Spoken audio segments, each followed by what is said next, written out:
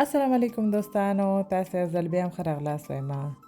راځئ چې نن تاسو سره یو داسې ریسیپي شریکه ما چې هم کولی شئ لکه خواږه یا ډیزرټ او هم لکه ډرینک وکاروئ. دا ډرینک تاسو کولی شئ ډېر په اسانه خپل محافلو کې هم جوړ کړئ او خپل محفل پرې ښایسته کړئ.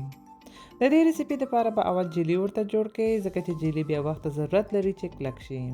او د جیلي جوړولو دپاره به یو ګیلاس جوش اوبه او یو پاکټ د عام جیلي یا هم هر یو فلیور چې مو خوښیږي هغه په یو کاسه کې واچوئ. بیا به یې ښه وښوروئ چې جیلي پوډر سم صحیح حل شي. بیا به یې پرېږدئ چې دا کلک شي. دا به تقریبا 2 یا 3 ساعته وخت ونیسي.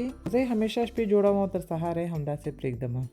جیلی چې کلک شو بیا به نیمه پیاله تاپیوکا پیاز چې سابودانه په نوم هندي او پاکستاني دکان کې پیدا کیږي او 2 پیالې اوبه به په یو دیګ کې واچوئ. دا به په منقل کېږدئ او جوش به یې کړئ.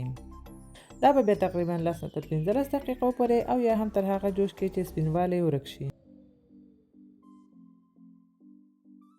دا مو چې جوش کړ بیا به منقل ګل کړئ او همداسې به یو څو دقیقې پرېږدئ.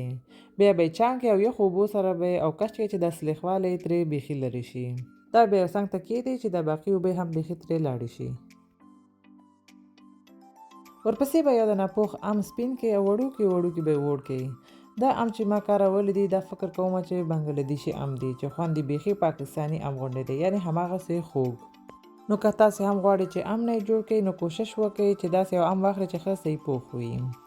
او که تاسې غواړئ کوم بل میوه هم پکې وکاروئ نو کولی شئ هماغه وکاروئ. دلته ما غوښتلو چې ام نه یې جوړ کړمه نو ځکه مې همدا وکارولو. ام مو چې وړ کړ دا به یو لوښي کې واچوئ. بیا به جیلي هم هماغومره مو چې ام وړ کړی په هماغه اندازه پرې کړئ.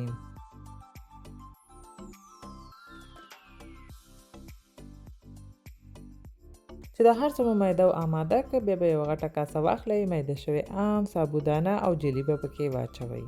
ورپسې به 4 غټې قاشقې په اندازه مینګو پیورې یا هم حل شوی ام هم پکې واچوئ. بیا به 1 لیټر یخې شیدې هم پکې واچوئ. ورپسې به 4 غټې قاشقې په اندازه یا هم د خپلې خوښې په اندازه چې څومره مو خوښیږي هماغومره کانډنس ملک هم پکې واچوئ. بیا به یې ښه سره مکس کړئ او بیا به یې لږ پرېږدئ چې دا مواد ښه سره حل شي. که غواړئ دا لکه خواږه یا ډیزرټ وکاروئ نو کولی شئ شیدې پکې لږ کمې واچوئ. او که غواړئ لکه څښاک یا هم ډرینک یې وکاروئ نو بیا به همدومره شیدې بیخي کافي وي. دا به بیا د خپلې خوښې ګلاسونو کې واچوئ. یو څو ټوټې نانا پاڼو سره یې هم ډیکور کړئ. بیا به مو دا خوندور ډیزرټ آماده شي. اوس نو کولی شئ نوشه جان کړئ.